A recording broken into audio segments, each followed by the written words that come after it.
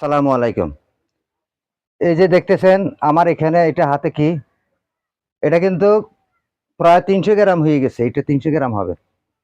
এই একটা, এটারে আমি তো আসলে আমি শহরের মানুষ, এখানে খামার করছি, আমি এগুলার সম্পূর্ণ নাম জানি না। এটারে অনেকে পরুল বলে, অনেকে দুন্দুল বলে, এক এক জায়গায় এক একটা নাম।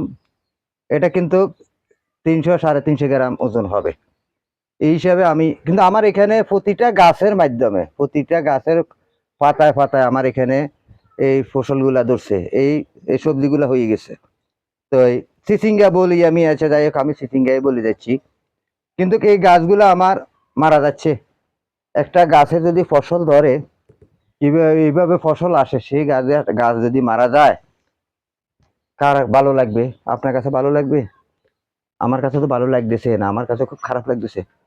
কারণ সব মনে হলো প্রকৃতির খেলা, প্রকৃতির খেলা। তাই আপনাদেরকে বলি, যেখানে পানি আছে সেখানে প্রাণ আছে, যেখানে পানি নাই সেখানে প্রাণও নাই। পানির অপর নাম হলো জীবন, আবার পানির অপর নাম হলো মরণ। কিছু পানিতে মানুষ মারা যায়, আর কিছু পানির কারণে মানুষের জীবন ফিরে পায়। এই গাছগুলা কিন্তু পানির অভাবে গাছগুলো আমার মারা যাচ্ছে।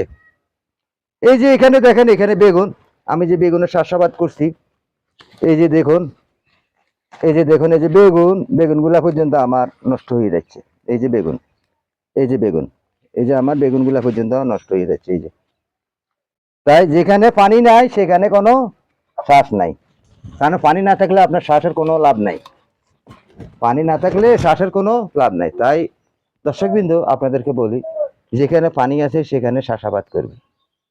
আমার এখানে সম্পূর্ণ গাছ, গাছের পাতা ফোটা হয়ে গেছে। এই যে গাছের পাতাগুলো ফোটা হয়ে গেছে, এগুলা মারা যাচ্ছে, এগুলা মারা যাচ্ছে। খুবই কষ্ট লাগতেছে, খুবই কষ্ট লাগতেছে। কারণ এখানে পাহাড়ি এলাকার মাটি হলো বালু মাটি, পাথুরি মাটি। রৌদ্র পড়লে এগুলা পুরাটাই আগুন অবস্থা, মানে গরম হয়ে যায়। এখানে যদি পানি দিতে হয়, রাত্রের দিকে পানি দিতে হবে, সন্ধ্যার পরে পানি দিতে হবে। কিন্তু আমার এখানে, আমার মোটরও আছে, আমার এখানে ট্যাঙ্কিও আছে, কিন্তু আমি যদি এখানে পানি দিই, তাহলে যে সবজি হবে, যে চাষাবাদ হবে, সেটা কিন্তু আমার কারেন্টের বিলও হবে না। কিন্তু পানি নেই, পানির কারণে চাষি মারা যাচ্ছে। শুধু আমার মতো এরকম আরো অনেক চাষি আছে, তারা তো গাছ তাদের জ্বলিয়ে গেছে, তাদের গাছ মারা গেছে। তাই বন্ধুগণ, আমাদের দেশে সবজির দাম কিভাবে বাড়ে, কিবা এই যে খালি জমি নাগল অনেক জায়গায় পড়ে রয়েছে, কিন্তু খালি জমি নাগল পড়ে রয়েছে, মানুষ চাষাবাদ করতে পারছে না পানির অভাবে। আমাদের দেশে এই কৃষি ক্ষেত্রগুলো আমাদের অনেক নিচে নামে গেছে। শতকরা 40% কৃষি আছে, আর